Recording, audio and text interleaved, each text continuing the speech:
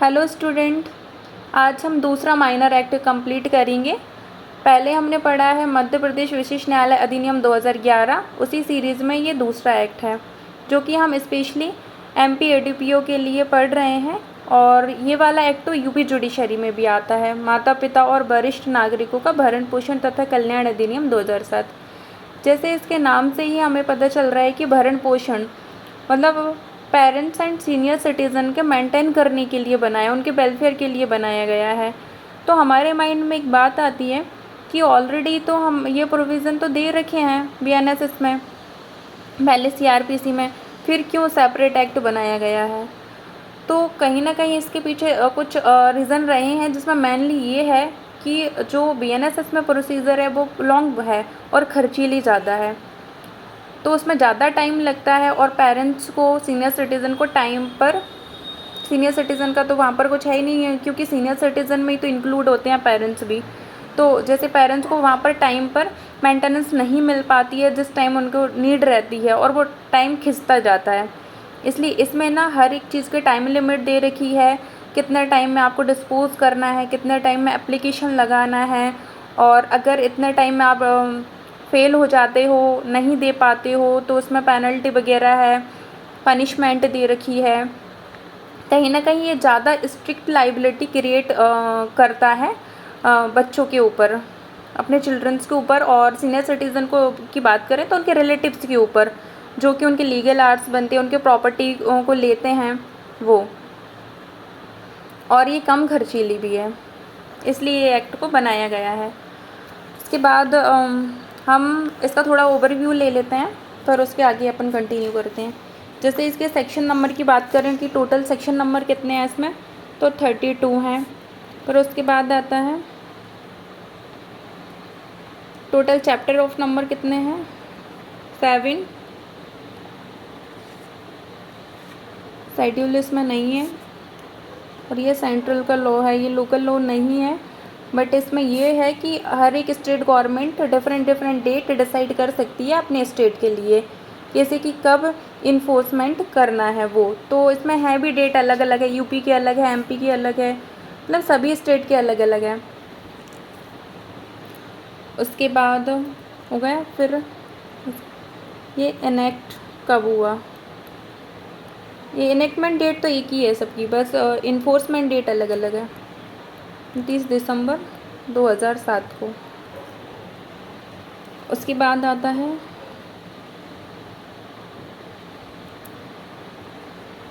Enforcement date क्या है इसकी, अगर हम एमपी की बात करें, क्योंकि हम एमपी एडीपीओ के लिए कर रहे हैं सबसे पहले, तो हम उसका देख लेते हैं। 23 अगस्त 2008। और अगर यहीं आप यूपी की बात करते हो, क्योंकि यूपी में भी ये आता है, तो उसकी है 25 सितंबर 2012। फिर इसका गणराज्य देख लेते हैं, तो ये है 98। और इसकी ऑब्जेक्ट की बात करें, जैसे इसको उद्देशिका में दिया है,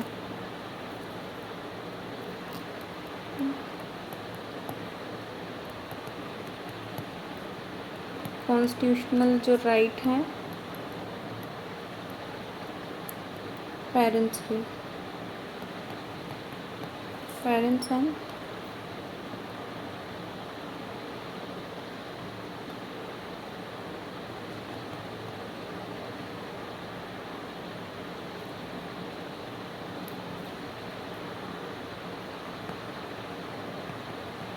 सीनियर सिटीजन,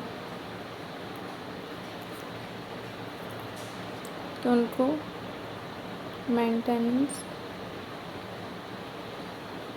और वेलफेयर, मतलब जो कॉन्स्टिट्यूशन में राइट दिए गए हैं पेरेंट्स और सीनियर सिटीज़न के मेंटेनेंस और उनके कल्याण से रिलेटेड, उनको मोर इफ़ेक्टिव, मतलब और ज़्यादा इफ़ेक्टिव बनाने के लिए।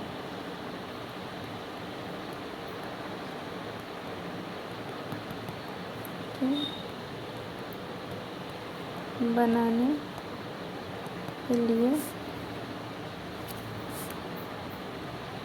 एक्ट को अधिनियमित किया गया, बनाया गया है।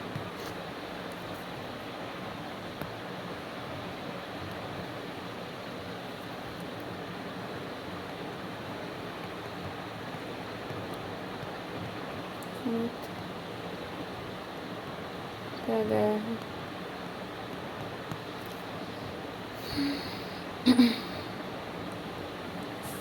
उसके बाद अपन हाँ हो गया। माता पिता और वरिष्ठ नागरिकों का भरण पोषण तथा कल्याण अधिनियम 2007 का है। एक्ट नंबर 56 है, 29 दिसंबर 2007 को इनेक्ट हुआ है।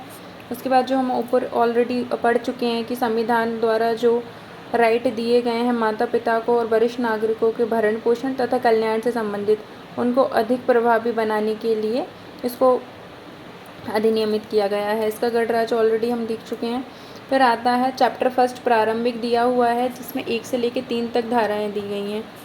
पहले में बोलता है सेक्शन फर्स्ट क्या बोलता है, संक्षिप्त नाम विस्तार, लागू होना और प्रारंभ। जैसे कि मैंने फर्स्ट लेक्चर में भी अब बताया था कि ये सीक्वेंस आप अच्छे से याद रखना, क्योंकि देखो ना यहीं पर हम ऐसे पढ़ते हैं संक्षिप्त नाम विस्तार, प्रारंभ और लागू होना, बट इसमें पहले लागू होना आ गया है। तो कहीं ना कहीं हमारी जो हम चीज़ों पर ध्यान नहीं देते हैं, माइनर सी जो मिस्टेक होती हैं वही हमारा नंबर खा जाती है। इसलिए आप इस पर फोकस करना है कि पहले क्या दिया है किस में और फिर उसके बाद क्या दिया है। तो संक्षिप्त नाम विस्तार, लागू होना और प्रारंभ। इस अधिनियम का संक्षिप्त नाम है माता पिता और वरिष्ठ नागरिकों का भरण पोषण तथा कल्याण अधिनियम 2007।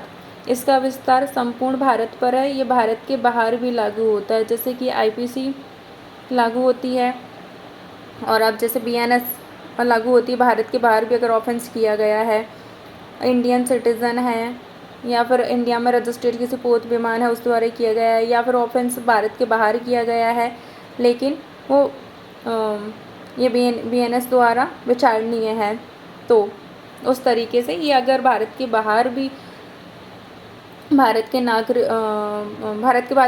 नागरिकों द्वारा ऑफेंस किया जाता है, तो वो दुनिया में कहीं भी भाग जाएं अपने पेरेंट्स को छोड़ के, अगर जो इसमें दिए हैं उनको नहीं, वो जो उन पे बाउंडेशन दी है अगर वो उसको फुलफिल नहीं करते हैं तो कहीं भी भाग जाएं वो, फिर भी ये एक्ट उनको लागू होगा।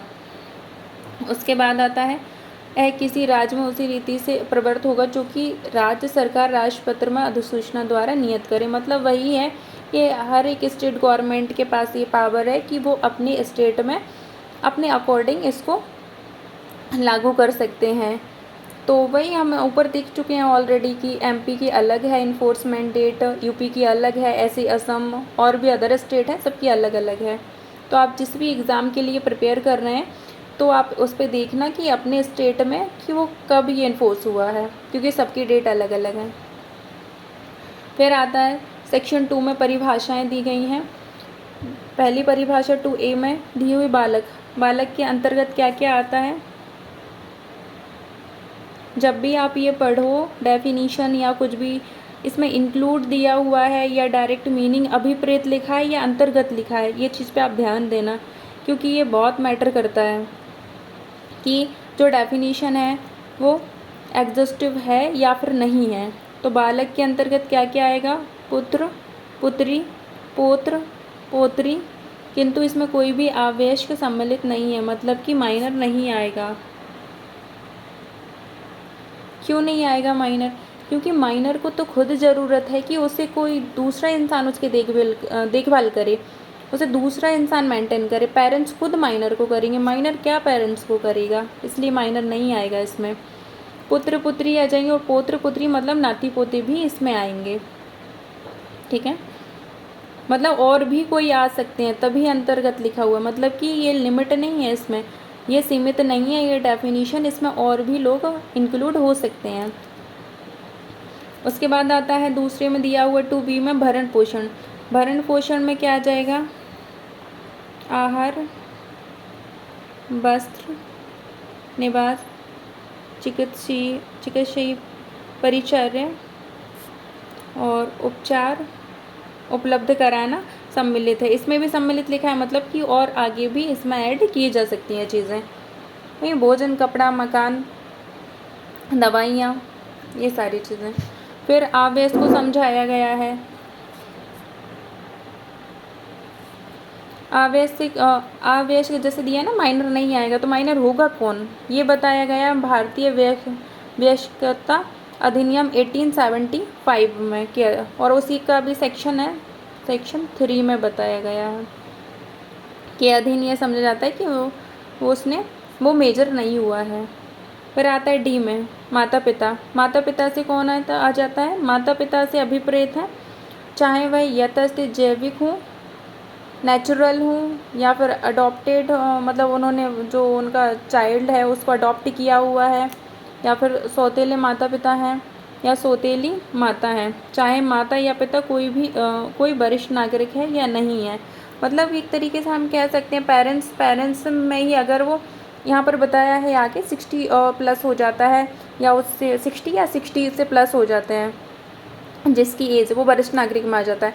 तो पेरेंट्स मान लो 40-50 के ही हैं, 60 नहीं हुए हैं, तो इसलिए तो उन्होंने पेरेंट्स को अलग रखा है, सीनियर सिटीज़न को अलग रखा हुआ है।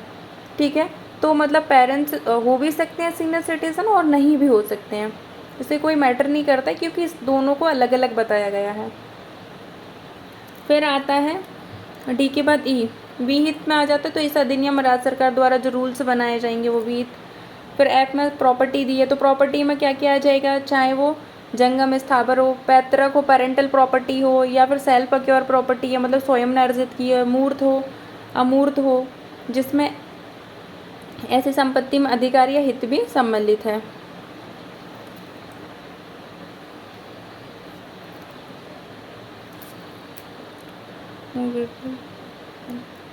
Parental property, self acquire property, tangible non tangible property, और जिसमें राइट और इंटरेस्ट भी। इतने पॉइंट आप याद रखना।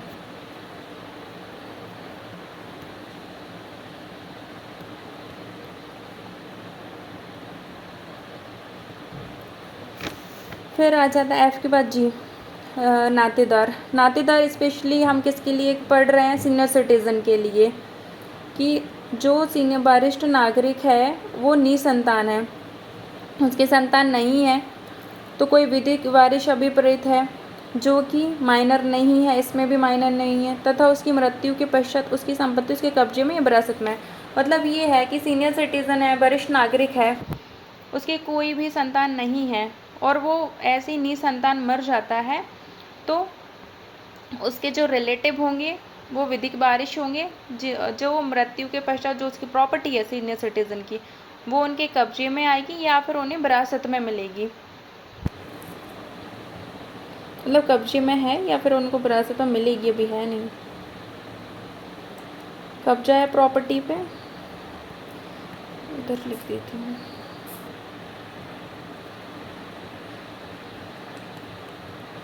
पोजीशन में है या विरासत में मिलेगी, और है इसके बीच में। फिर आता है वरिष्ठ नागरिक। तो वरिष्ठ नागरिक पहले तो क्या होना चाहिए? 2 कंडीशन है इसमें, इंडियन सिटीज़न होना चाहिए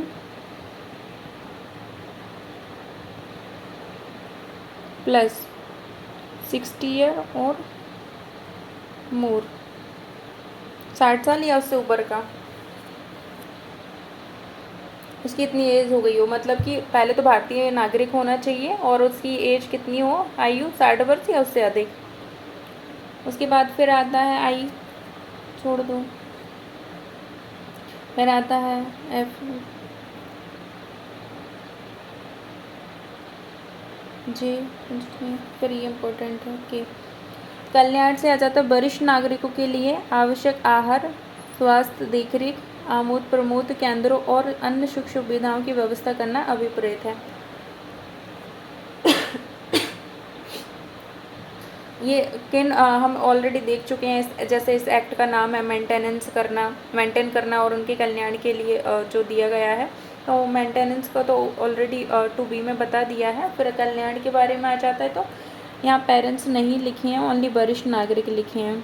जिसमें पेरेंट्स भी इंक्लूड है अगर वो 60 और 60 प्लस हैं तो उसके लिए आवश्यक आहार, स्वास्थ्य देख रेख, आमोद प्रमोद केंद्रों और अन्य सुख सुविधाओं की व्यवस्था करना अभिप्रेत है। इसमें ऐसे समझने जैसा कुछ नहीं है। ठीक है, तो इसमें कौन कौन से डेफिनेशन याद रखना है?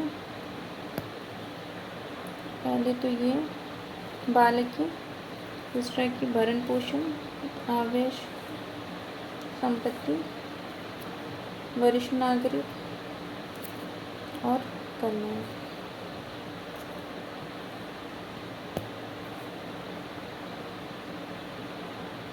फिर सेक्शन 3 दिया हुआ है अधिनियम का अध्यारोही प्रभाव होना। मतलब इसका मतलब ये है कि अगर ये एक्ट और दूसरा कोई अधिनियम है, उसमें दो उपबंध हैं इसके और उसके, अगर दोनों में क्या होता है कॉन्ट्रडिक्शन होता है, मतलब कि दोनों असंगत हैं, तो कौन सा एक्ट प्रभावी होगा? तो यही वाला एक्ट प्रभावी होगा, क्योंकि ये स्पेशल लॉ है। विशेष विधि हमेशा साधारण विधि पर प्रभावी होती है। ठीक है, तो हम लिख सकते हैं ओवरराइडिंग इफेक्ट रखेगा या फिर ये नहीं।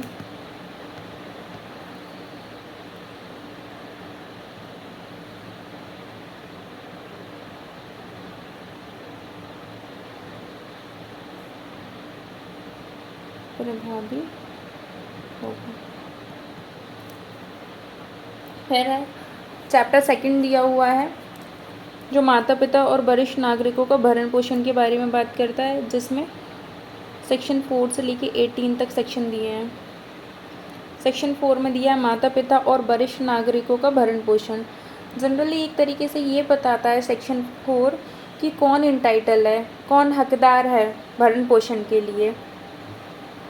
ठीक है, तो इसमें दिया हुआ है इसका सबसेक्शन 1 बोलता है कोई वरिष्ठ नागरिक जिसके अंतर्गत माता पिता जो स्वयं के अर्जन से या उसके स्वामित्वाधीन संपत्ति में से स्वयं का भरण पोषण करने में असमर्थ है। मतलब कि कौन हकदार है भरण पोषण का? जो कि सीनियर सिटीज़न है, जिनके अंतर्गत पेरेंट्स भी आते हैं, जो कि खुद स्वयं जो अर्जित कर रहे हैं या फिर ऑलरेडी उनके ओनरशिप में प्रॉपर्टी है, जो उससे ना खुद का मतलब इतनी कम है कि वो खुद को मेंटेन नहीं कर पा रहे हैं। अगर पेरेंट्स के पास, सीनियर सिटीज़न के पास ऑलरेडी इतनी प्रॉपर्टी है कि वो खुद को मेंटेन कर पा रहे हैं, तो फिर कोई प्रॉब्लम ही नहीं है। प्रॉब्लम तो तब है जब वो खुद को मेंटेन करने के लिए अनेबल है। ठीक है, तब ये एक्ट आता है। उसके बाद आ जाता है मतलब कि ऐसे पेरेंट्स हकदार हैं जो कि खुद को मेंटेन नहीं कर पा रहे हैं, खुद कमा रहे हैं उससे या फिर जो उनके ओनरशिप में ऑलरेडी प्रॉपर्टी है उससे। फिर आता है माता पिता, पितामह, पितामही की दशा में अपने एक या अधिक बालकों के विरुद्ध जो स्वयं आवेश के नहीं है। इस पॉइंट को आप थोड़ा ध्यान रखना कि कहाँ कहाँ पर ये बोला है। रिलेटिव में भी दिया हुआ है, उसके बाद चाइल्ड में भी दिया हुआ है कि माइनर पे कोई बाउंडेशन नहीं होगी, क्योंकि वो खुद उसको मेंटेनेंस की ज़रूरत है, मेंटेन करने वालों की ज़रूरत है, वो क्या मेंटेन करेगा। तो इसमें दादा दादी भी आ जाएंगे, माता पिता भी आ जाएंगे, और उनके अगर एक से अधिक बालक हैं तो वो एक के अगेंस्ट भी कर सकते हैं, और एक से अधिक है मतलब सभी पे कर सकते हैं, मतलब किसी एक से भी वो मेंटेनेंस ले सकते हैं। फिर किसी निसंतान वरिष्ठ नागरिक की दशा में अपने ऐसे नातेदार के विरुद्ध जो धारा 2 के खंड 6 में निर्दिष्ट है। ऑलरेडी हम रिलेटिव पढ़ चुके हैं। रिलेटिव में क्या आ जाएगा, हमने अभी देखा कि अगर सीनियर सिटीज़न है, उसके कोई चाइल्ड नहीं है और वो ऐसे मर जाता है, तो उसके लीगल आर्ट्स में कौन आ जाएगा? जो कि मरने के बाद उसकी प्रॉपर्टी पर पोजीशन में है, उन्हीं के कब्जे में है, या फिर विरासत में वो प्राप्त करेंगे, तो उनके विरुद्ध एप्लीकेशन दे सकते हैं, मतलब उनसे मेंटेनेंस ले सकते हैं, आवेदन करने का हकदार है।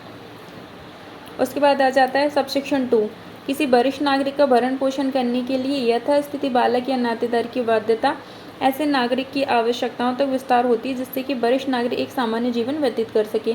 तो वही कि ये एक्ट क्या करता है, चाइल्ड हैं और रिलेटिव हैं उन पे एक बाउंडेशन क्रिएट करता है कि जो नेसेसरी है सरवाइव करने के लिए पेरेंट्स सीनियर सिटीज़न को, जो कि एक सामान्य जीवन उन्हें व्यतीत करने के लिए ज़रूरी। ये नहीं कि आप ज़्यादा उन्हें लग्जरी लाइफ दो, नहीं, जितना कि सर्वाइव करने के लिए ज़रूरी है आप उतना तो उन्हें मेंटेन करो। सबसेक्शन 3 बोलता है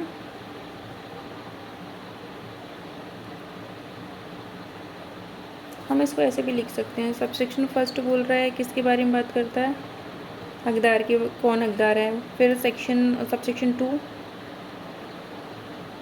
बाध्यता के बारे में बात करता है। फिर आ जाता है सबसेक्शन 3 अपने माता पिता का भरण पोषण करने की बालकी की बाध्यता यथास्थिति ऐसे माता पिता अथवा माता या पिता दोनों की आवश्यकता तक विस्तारित होती है, जिससे कि ऐसे माता पिता सामान्य जीवन। एक सेकेंड रुको, इसको और अच्छे से लिख सकते हैं अपन। ये बाध्यता तो क्रिएट करते हैं दोनों सेक्शन, बट ये वाला सीनियर सिटीजन का है।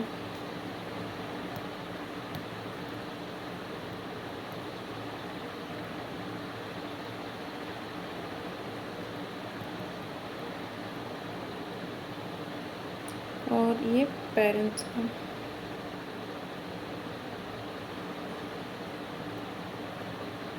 ये पेरेंट्स के बारे में बात करते हैं, सीनियर सिटीजन के बारे में, और बात तो दोनों एक ही चीज़ की करते हैं, बाध्यता की। फिर आता है सबसेक्शन 4 कोई व्यक्ति जो किसी वरिष्ठ नागरिक का नातेदार है और जिसे उसके पास पर्याप्त साधन है, ऐसे वरिष्ठ नागरिक का भरण पोषण करेगा, परंतु वह तब जबकि ऐसे वरिष्ठ नागरिक संपत्ति उसके कब्जे में है या उसे वरिष्ठ नागरिक संपत्ति को विरासत में प्राप्त करा। अब ये है कि भाई आप रिलेटिव पे डायरेक्ट नहीं बोल सकते हो आप किसी से भी कि हमें मेंटेन करो। क्यों? क्योंकि जब तक कि जो सीनियर सिटीज़न है उसकी प्रॉपर्टी आपके पोजीशन में ना हो या फिर आपको मिल ही ना हो। जैसे निसंतान मर जाते हैं तो उनके क्लोज रिलेटिव जो रहते हैं उनको मिलती है उनकी प्रॉपर्टी, तो अगर आपको प्रॉपर्टी मिली है तो आप मेंटेन करने के लिए बाउंड हो, अदरवाइज नहीं। तो लिख सकते हैं सबसेक्शन 4 रिलेटिव्स के बारे में बात कर रहा है, जिससे कि आपको सबसेक्शन में एक थोड़ी सी क्लियरिटी रहती है कि कौन सा सबसेक्शन क्या बात कर रहा है। परंतु जहाँ किसी वरिष्ठ नागरिक की संपत्ति को एक से अधिक नातेदार विरासत में प्राप्त करने के हकदार हैं, वहाँ भरण पोषण ऐसे नातेदार द्वारा जिस अनुपात में वो प्रॉपर्टी मिलेगी, जैसे कि एक से ज़्यादा नातेदार हैं उसके, जो सीनियर सिटीज़न है मर जाता है तो उसकी प्रॉपर्टी जैसे सबको जाती है, ठीक है, तो जिस अनुपात में मतलब जितनी प्रॉपर्टी जिसको जाएगी उसी अनुपात में वो उसको मेंटेनेंस देगा।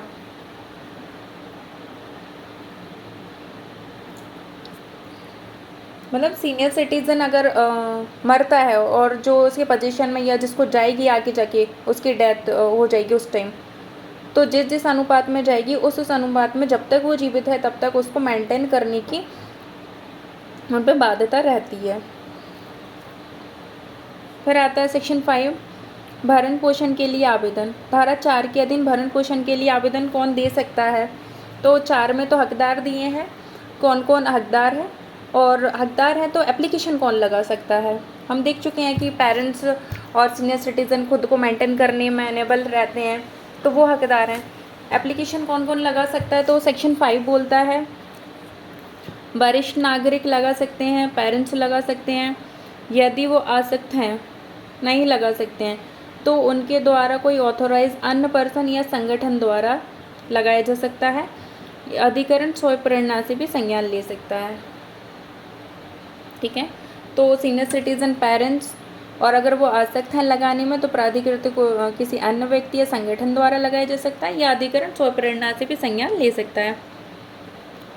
संगठन से आ जाएगा कि जो सोसाइटी रजिस्ट्रीकरण अधिनियम 1860 या किसी अन्य विधि में रजिस्ट्रीकृत स्वैच्छिक संगम अभिप्रेत है, मतलब रजिस्टर्ड होना चाहिए। फिर आता है सबसेक्शन 2 अधिकरण इस धारा के अधीन भरण पोषण के लिए मासिक भत्ते की बाबत कार्रवाई के लंबित रहने के दौरान एक इंटरिम मेंटेनेंस का भी बोला है, आप लिख लीजिए यहाँ पर।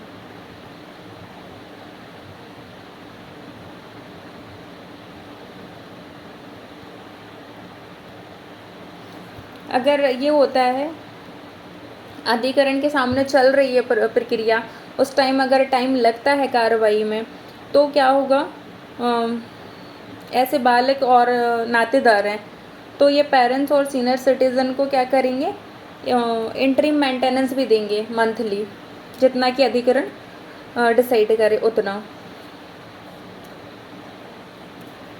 उसके बाद आ जाता है सबसेक्शन 3 में दिया हुआ है उपधारा 1 के दिन भरण पोषण के लिए आवेदन की प्राप्ति पर बालक नातेदार को आवेदन की सूचना दी जाएगी। जैसे ही अधिकरण में एप्लीकेशन दी जाएगी, एप्लीकेशन की नोटिस दिया जाएगा किस किस को, चाइल्ड को और रिलेटिव को, क्योंकि उनके अगेंस्ट ही तो ये एप्लीकेशन दी जाती है, क्योंकि सीनियर सिटीज़न रिलेटिव के अगेंस्ट देगा और पेरेंट्स अपने बच्चों के अगेंस्ट में। उन्हें सुनवाई का अवसर दिया जाएगा और उनकी रकम अवधारण की जाएगी, मतलब कितना मेंटेनेंस दी जाए इस बात की जांच की जाएगी और रकम भी डिसाइड कर दिया जाएगा, मतलब राशि कितनी दी जाए। फिर सबसेक्शन 4 में दिया हुआ भरण पोषण के लिए मासिक भत्ते हेतु कार्रवाई के खर्चे दर 2 के दिन फाइल किए गए किसी आवेदन का ऐसे व्यक्ति को आवेदन की सूचना की तामील की तारीख से 90 दिन। वही मैंने ऑलरेडी पहले बोला था स्टार्टिंग में कि ये एक्ट क्यों बीएनएसएस से अलग है, क्यों बनाया गया है। कहीं ना कहीं इसमें बहुत ज़्यादा, हम आगे देखेंगे, टाइम लिमिट दी हुई है। तो जब से एप्लीकेशन दी गई है, एप्लीकेशन के बाद जो चाइल्ड को और रिलेटिव को सूचना दी है, उनकी जो तामील की तारीख से 90 दिन के भीतर भीतर इसको निपटाया जाएगा।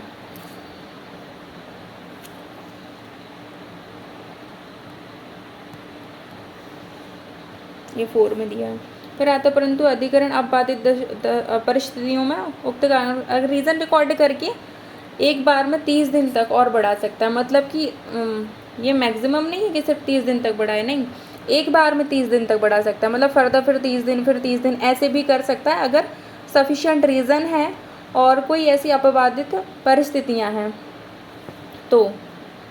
एक बार में मतलब अधिकतम 30 दिन ही, फिर 30 दिन ऐसे भी कर सकते हैं। Extreme 30 days. फिर आता है सबसेक्शन 5 में दिया हुआ है उपधारा 1 के अधीन भरण पोषण के लिए कोई आवेदन एक या अधिक व्यक्तियों के विरुद्ध फाइल किया जा सकेगा। ठीक है, ये तो ऑलरेडी हम देख चुके थे। परंतु ऐसे बालक या नातेदार भरण पोषण के आवेदन माता पिता भरण पोषण करने के लिए दायी अन्य व्यक्ति को पक्षकार बना सकेंगे। बालक और नातेदार, जैसे एक बालक के अगेंस्ट में किया गया है भरण पोषण का, पेरेंट्स ने की मतलब एप्लीकेशन दी है, तो वो बालक कह सकता है कि मैं अकेला क्यों करूं, और भी जो मेरे भाई हैं बहन है वो लोग क्यों नहीं, तो उनको भी पार्टी बना सकता है। जैसे रिलेटिव हैं, अब जैसे उसकी प्रॉपर्टी, सीनियर सिटीजन की प्रॉपर्टी उसके मरने पर जाएगी, जैसे कि और रिलेटिव्स को विरासत में मिलेगी मान लो, तो वो कहेगा कि मैं अकेला क्यों मेंटेन करूं, तो वो किसी और अन्य व्यक्ति को भी पार्टी बना सकते हैं, मतलब दाई की वो भी दे।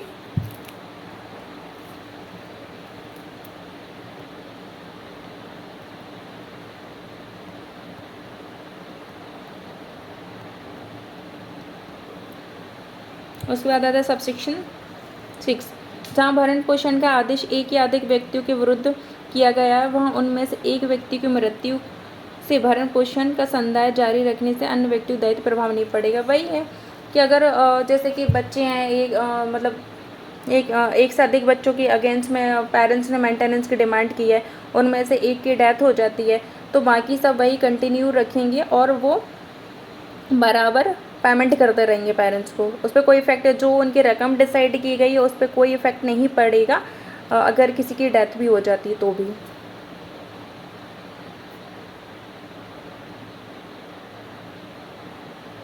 अगर आपको सबसेक्शन याद करना है तो उसके लिए एक और बहुत अच्छी चीज़ है, जैसे कि सबसेक्शन 6 में क्या दिया हुआ है, डेथ से रिलेटेड प्रोविज़न दिए हैं, तो आप कीवर्ड लिख लो। उसके बाद जैसे सबसेक्शन 5 में क्या दिया हुआ, वन और मोर लिख लो, कि एक से अधिक लोगों का के अगेंस्ट में वन और मोर, ऐसे करके डायरेक्ट में लिख लेना। फिर जैसे एंट्री में मेंटेनेंस का दिया हुआ है, फिर यहाँ पर नोटिस ये सर्विस के बारे में दिया हुआ है 3 में। 4 में दिया हुआ है टाइम लिमिट दी गई है कि कितने टाइम में डिस्पोज करना है।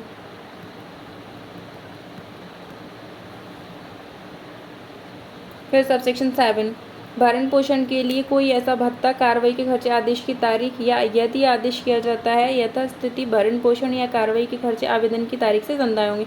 तो कब से, भाई बैक डेट से। ये तो अपने बीएनएसएस में भी देखते हैं कि मेंटेनेंस का मतलब जब से एप्लीकेशन लगाई जाती है उस डेट से ही अगर ऑर्डर दिया जाता है, मान लो पेरेंट्स के फेवर में आ जाता है ऑर्डर कि हाँ मेंटेनेंस देना है, तो कब से देना है, तो जब से एप्लीकेशन दी गई है तब से, मतलब बैक डेट से।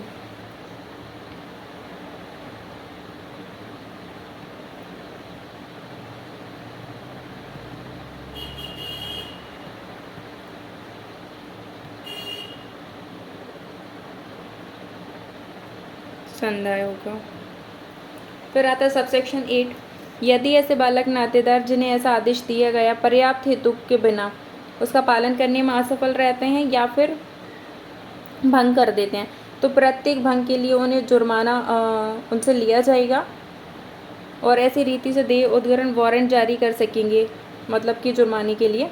ऐसा व्यक्ति प्रत्येक मास के संपूर्ण भरण पोषण भत्ते या किसी भाग के लिए कार्रवाई के खर्चे के लिए ऐसे वारंट के निष्पादन के पश्चात आसन्न शेष भाग के लिए कारावास से जो 1 मास तक का हो सकेगा, या यदि संदा सील कर दिया जाए तो उसके पूर्व तक।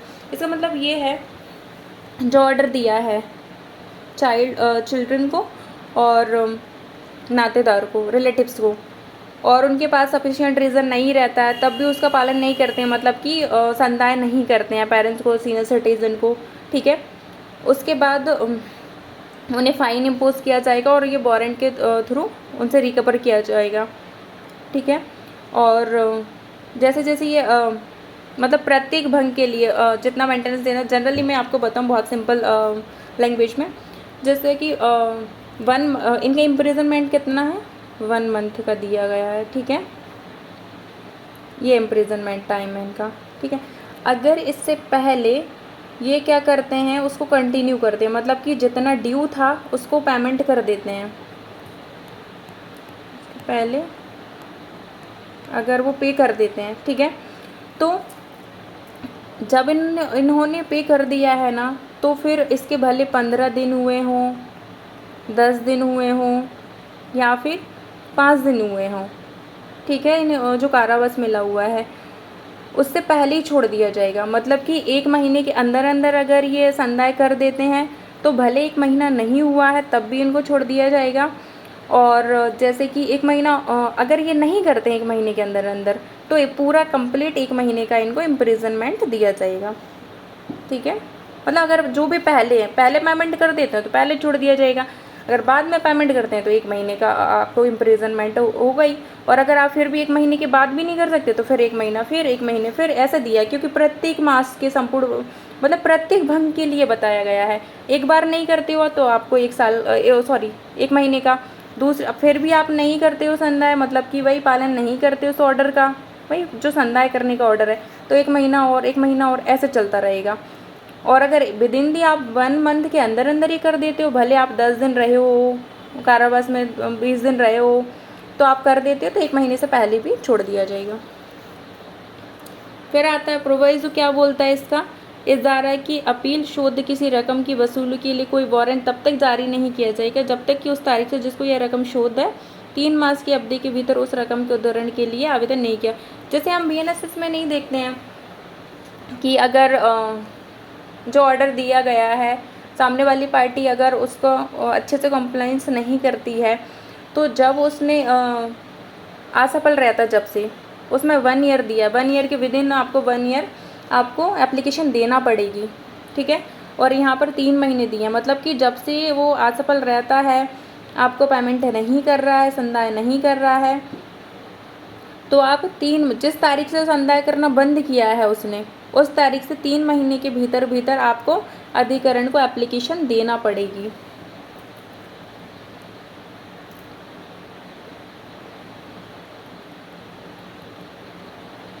Within 3 months. तो इसमें देखो, अगर हम इसमें टाइम की बात करें तो 3 मंथ से दिया है, 1 मंथ दिया हुआ है, ऊपर 90 डेज दिए थे, 30 डेज दिए थे,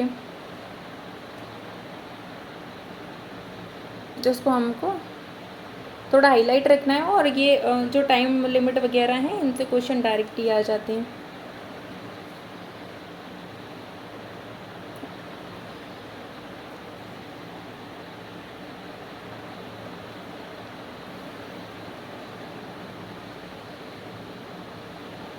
फिर सेक्शन 6 दिया हुआ है, अधिकारिता और प्रक्रिया।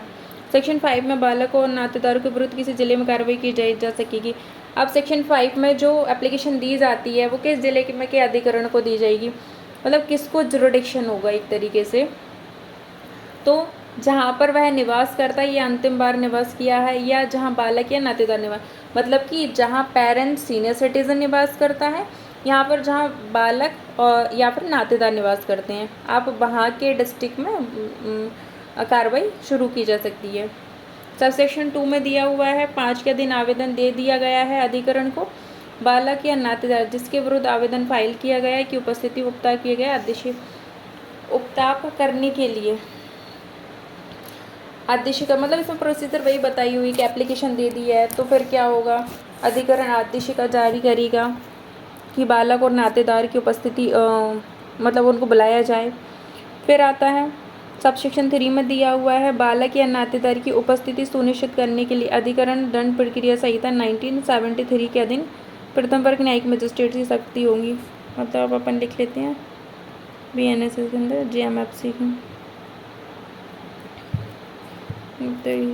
आदेशिका में समन वारंट सब आ जाते हैं तो समन ही लिख देते हैं।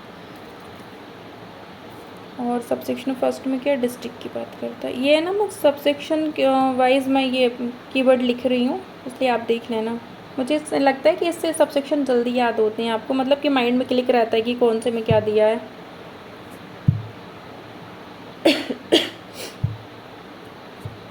फिर सबसेक्शन 4 ऐसी कार्रवाइयों के सभी साक्ष्य वही एविडेंस लेने का दिया गया है, तो जैसे चाइल्ड है, चिल्ड्रन हैं और रिलेटिव हैं तो उनके पहली बात तो सामने उपस्थिति में लिया जाएगा और उसके बाद है कि कैसे लिया जाएगा, तो जैसे कि समन मामलों में लेते हैं उसी तरीके से, मतलब उसी तरीके से रिकॉर्ड किया जाएगा।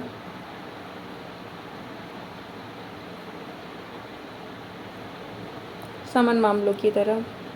पर आता है परंतु यदि अधिकरण का समाधान हो जाता है कि बालक या नातेदार जिसके ऊपर भरण पोषण के संदाय के लिए आदेश किया जाना प्रस्तावित है जानबूझकर तामील से बच रहा है, जानबूझकर अधिकरण में उपस्थित होने की उपेक्षा कर रहा है, तो अधिकरण मामले की एक पक्षी एक्स पार्टी सुनवाई कर सकता है और मैटर को अवधारित कर सकता है।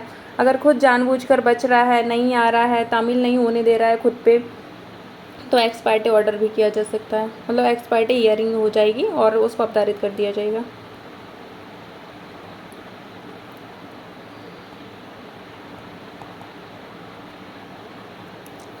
फिर उसके बाद सबसेक्शन 5 में दिया जहां बालक या नातेदार भारत से बाहर निवास करता है वहां अधिकरण द्वारा समन ऐसे अधिकारी के माध्यम से भेजा जाएगा जो केंद्रीय सरकार मतलब आउटसाइड इंडिया है। 5 मिनट तो सेंट्रल गवर्नमेंट के थ्रू भेजा जाएगा। फिर सबसेक्शन 6 में दिया हुआ अधिकरण धारा 5 के अधीन आवेदन की सुनवाई करने से पूर्व सुलह अधिकारी को निर्दिष्ट करेगा। ऐसा सुलह अधिकारी अपने निष्कर्षों के 1 मास के भीतर प्रस्तुत करेगा और सौहार्दपूर्ण सुलह हो गई है तो पहले सुलह कराने के भी का भी प्रयास किया जाएगा कि पेरेंट्स ही तो हैं, बच्चे हैं, जैसे सीनियर सिटीज़न का आता है तो रिलेटिव हैं, तो अगर वो ईज़िली मतलब सेटल्ड हो जाते हैं तो फिर ठीक है, नहीं होती है तब ये प्रोसीजर अडॉप्ट की जाएगी। तो हम लिख सकते हैं सुलह अधिकारी को भेजेगा आर्बिट्रेशन की तरह।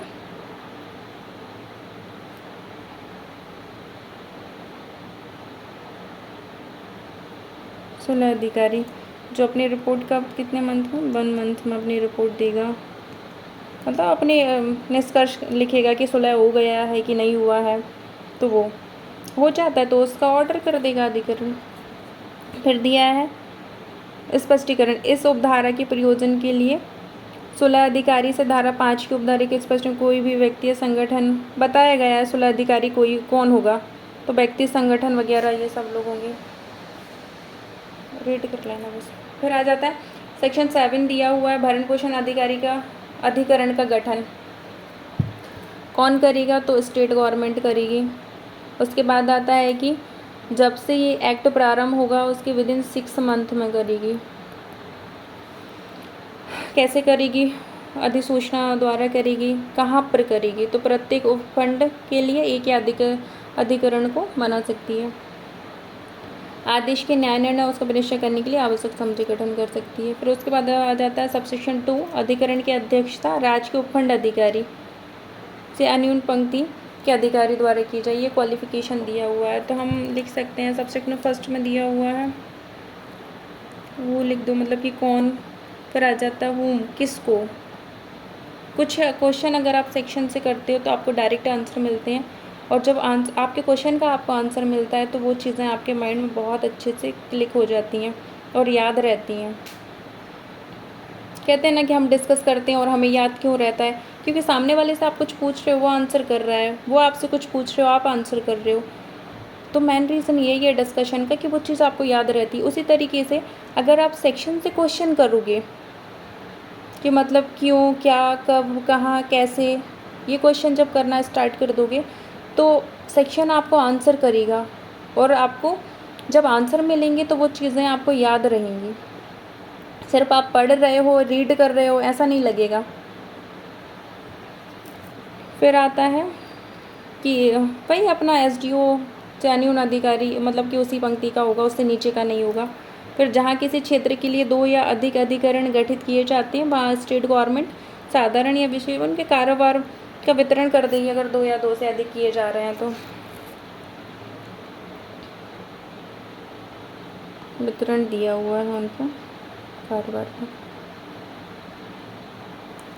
फिर आ जाता है सेक्शन 8 जांच की दशा में संक्षिप्त प्रक्रिया। अधिकरण धारा 5 के अधीन कोई जांच करने में ऐसे किन्हीं नियमों के अधीन रहती हो जो इस निमित्त राज्य सरकार द्वारा नियत के संक्षिप्त प्रक्रिया कर जांच कर सकेगी कि पेरेंट्स एक्चुअल में, सीनियर सिटीज़न एक्चुअल में खुद को मेंटेन करने के अनेबल हैं या फिर नहीं है, उनके पास कितनी प्रॉपर्टी है, वो कैसी लाइफ जीते हैं, उन्हें मतलब कितनी रकम दी जाना चाहिए, मतलब मंथली, ये सब के बारे में वो एक समरी प्रोसीजर द्वारा जांच कर सकता है। फिर उसके बाद आता है सबसेक्शन 2 में दिया हुआ है अधिकरण को शपथ पर साक्ष्य लेने और साक्षियों को हाजिर करना। एक तरीके से अधिकरण की पावर दी हुई है, क्या क्या पावर है, तो शपथ पर साक्ष्य ले सकता है। उसके बाद आता है कि साक्षियों को हाजिर करा सकता है। सिविल कोड की पावर है, भौतिक पदार्थों का प्रकट करा सकता है।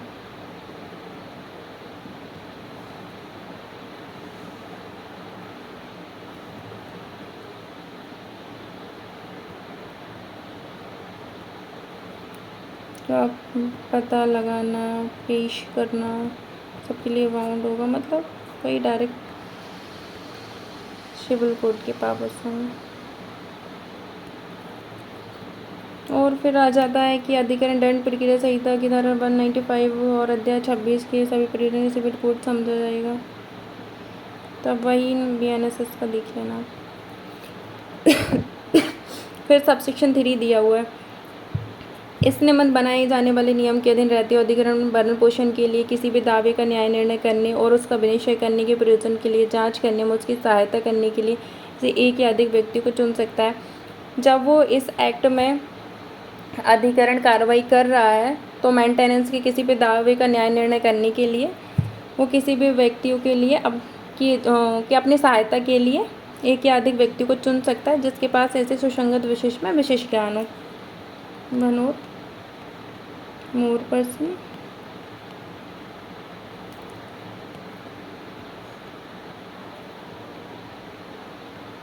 क्यों हेल्प करने के लिए।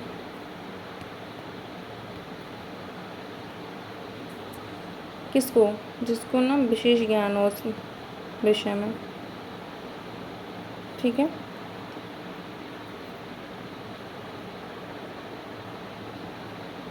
आज हम यहीं तक पढ़ते हैं, सेक्शन 8 तक। ये थोड़ा मैं इसके अंदर डिटेल में जाके पढ़ा रही हूँ तो इसलिए थोड़ा सा टाइम लग रहा है, क्योंकि मुझे ऐसा लगता है कि इसमें बहुत ज़्यादा टाइम लिमिट दी गई है और आप डायरेक्ट टाइम लिमिट बस उस पर फोकस करके आप आगे बढ़ जाओगे तो कहीं ना कहीं लिंक नहीं कर पाओगे आप प्रोविज़न को। इसलिए थोड़ा हम इसके अंदर से जाके पढ़ते हैं, फिर आगे फटाफट कर लेंगे, 2 लेक्चर में कवर कर लेंगे, सेकेंड में पूरा कंप्लीट कर दूँगी इसको। ओके, और इसके आपको जो भी डाउट हो आप कमेंट में बताना मुझे, मैं क्लियर करूँगी, ठीक है। Thank you.